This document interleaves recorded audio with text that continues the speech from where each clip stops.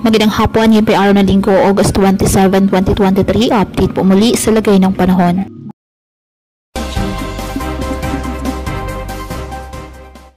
Patuloy pa rin pong nagdudulot ng masungit na panahon ang Super Typhoon Gureng na may international name na Saula sa Cagayan Valley at Northern Aurora. Samantala ang trough nitong bagyo at ang pinalakas nitong habagat ay patuloy naman na nagdadala ng makulimlim na panahon na may kasamang mga pag-ulan at pagbugso-bugsong hangin sa malaking bahagi ng Luzon at Western Visayas.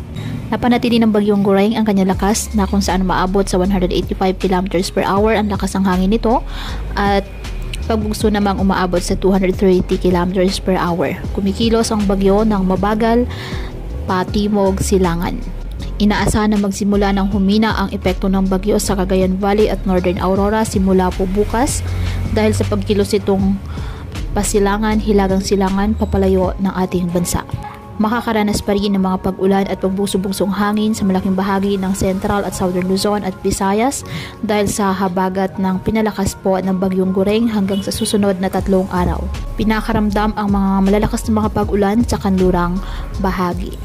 Samantala, nakataas pa rin ang Tropical Cyclone Wind Signal number 3 sa the eastern portion of Isabela and the extreme northern portion of Aurora. Signal number 2 sa the eastern portion of mainland Cagayan, the central portion of Isabela, the northern portion of Aurora, and the eastern portion of Quirino. Signal number 1 sa Batanes, the rest of Cagayan, kasama na Poboyan Islands, the rest of Aurora, the rest of Quirino, the rest of Isabela, Apayao, Nueva Vizcaya, Ifugao Mountain Province, Kalinga, Abra, eastern portion of Ilocos Norte, Polillo Islands, eastern portion of Benguet, eastern portion of Nueva Ecija, and Calaguas Islands. Samantala, ang low pressure area naman sa labas ng PAR ay tuluyan na rin pong lumakas at isa na pong ganap na bagyo o tropical depression. Huling namataan ng Pag-asa ang sentro nito, 2,325 kilometers east of Central Luzon.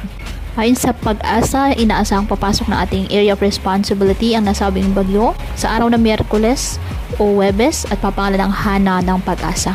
Kaya pinapayuhan ng ating mga kababayan na may maingat at maging alerto po sa mga posibleng pagbaha at pagguho ng lupa at ugaliin na magdala palagi ng payong o kahit anumang panangga sa ulan sa tuwing lalabas ng ating mga tahanan. At yan po muna ang update sa lagay ng panahon ngayong araw. Muli patuloy po tayo na mag-ingat at palaging tandaan, God loves you. Stay safe and God bless.